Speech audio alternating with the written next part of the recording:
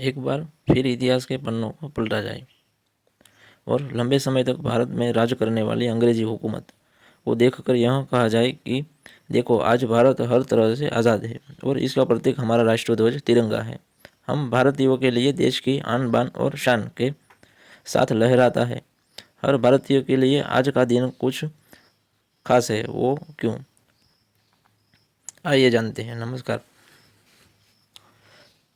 स्वागत है आप सभी का। स्वतंत्रता दिवस की तारीख अच्छे से याद होगी, मगर क्या आपको आज के दिन,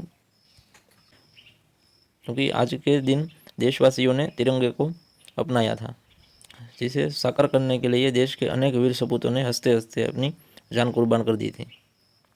लेकिन क्या आप जानते हैं कि इसे आज़ादी से कुछ हफ्ते पहले ही अपनाया था। संविधान सभा में 22 जुलाई 1947 को तिरंगे को स्वतंत्र भारत के राष्ट्रध्वज के रूप में अपनाया था। जी हाँ दोस्तों, भारतीय संविधान सभा ने स्वतंत्रता प्राप्ति से कुछ ही सप्ताह पहले 22 जुलाई को तिरंगे को स्वतंत्र भारत के राष्ट्रध्वज के रूप में आधिकारिक रूप से अपनाया था। एंड इस दिन decision mark designing step in India journey to सोनिटी। लेकिन दोस्तों, सच यह भी है कि तिरंगे की कहानी इतनी आसान नहीं है। तिरंगे के राष्ट्रध्वज बनने की प्रक्रिया रोचक है। चलिए हम आज तिरंगे के इसी इतिहास की ओर एक नज़र डालते हैं। तो सबसे पहले मैं भारतीय स्वतंत्रता सेनानी 1921 में भारतीय स्वतंत्रता सेनानी पिंगली व्यक्तियों ने लाल और हरी धारियों वाला एक झंडा डिजाइन किया, जो सांकेतिक रूप से हिंदुओं और मुसलमानों का प्रतिनिधि करता था, जिसमें महात्मा गांधी जी ने शांति और भारत के शेष समुदायों के प्रतीक के स्वरूप में एक सफ़ेद पट्टी और आत्मनिर्भर का प्रतीक रचना जोड़ने का सुझाव दिया। इसी तरह पहला तिरंगा ध्वज सामने आया, जिसे स्वराज ध्वज के नाम से जाना गया। फिर 1931 में भारतीय राष्ट्रीय कांग्रेस ने तिरंगे में और सुधार किया। इस बार ध्वज में केसरिया, सफ़ेद और हरे रंग की क्षितिज पट्टियाँ थी और बीच में चरखा था।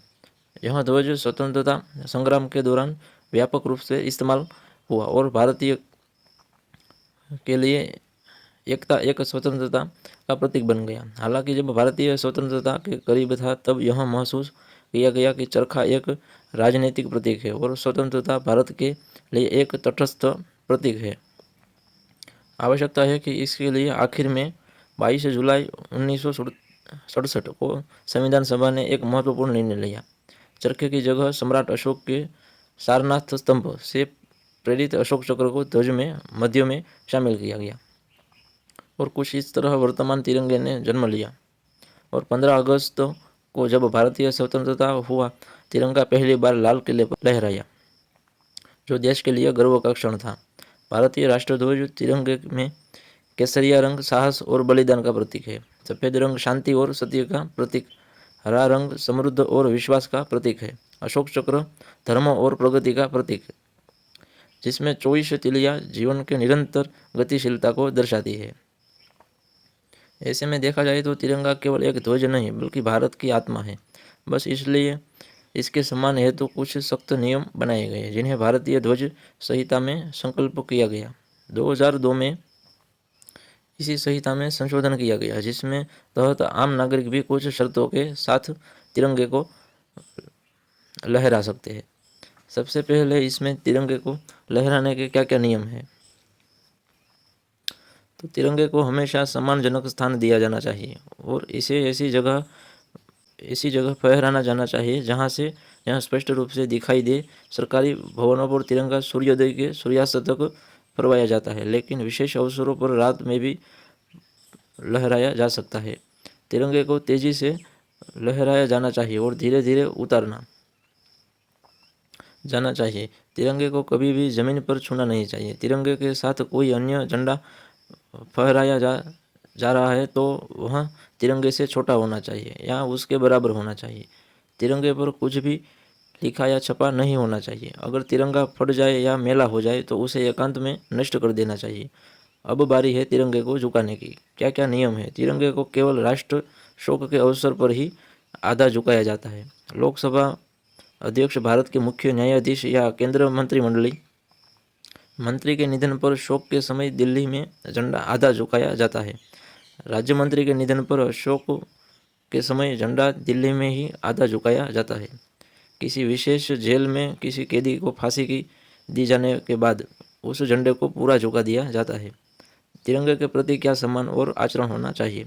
तिरंगे का अपमान करना अपराध है और इसके लिए सजा का प्रावधान है। तिरंगे को किसी भी तरह से नुकसान पहुंचाना, जलाना, कुचलना या फाड़ना अपराध है।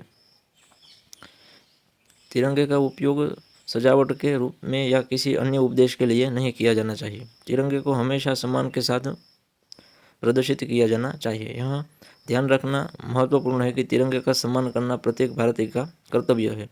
साथ ही देश का यह तिरंगा जो हमें हमारे स्वतंत्रता सेनानी के बलिदान और देश के प्रति हमारी जिम्मेदारियों की याद दिलाता रहता है। उम्मीद है कि मेरे साथ साथ आप सब भी यह तारीख कभी नहीं भूलेंगे और दुनिया में किसी भी कोने में जाए अपने देश के तिरंगे का सम्मान करना नहीं भूलेंगे, क्योंकि यह तिरंगा हमारी पहचान है। जय हिंद। यह है भारतीय तिरंगे की पूरी पहचान।